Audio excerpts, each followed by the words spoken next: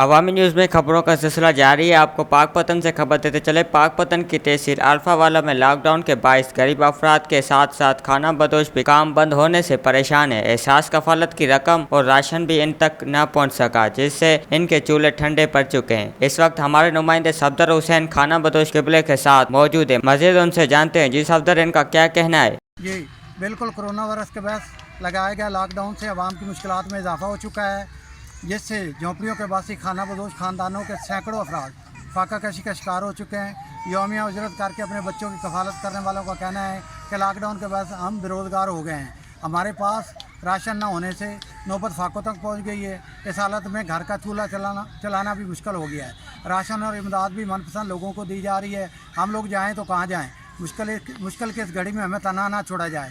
उन्होंने वज़ीर-ए-आज़म पाकिस्तान, वज़ीर-ए-आला पंजाब और मुखय्यर हज़रात से अपील की है कि हमें भी राशन और इमदाद दी जाए। जी बड़ी मेहरबानी सफदर हुसैन तफसीलात बताने के लिए। वधीक खबरनि ने तफ़सील जे लाइ विज़िट कयो असांजी वेबसाइट awamiNewsHD.com ऐं ॾिसंदा रहो अवामी न्यूज़।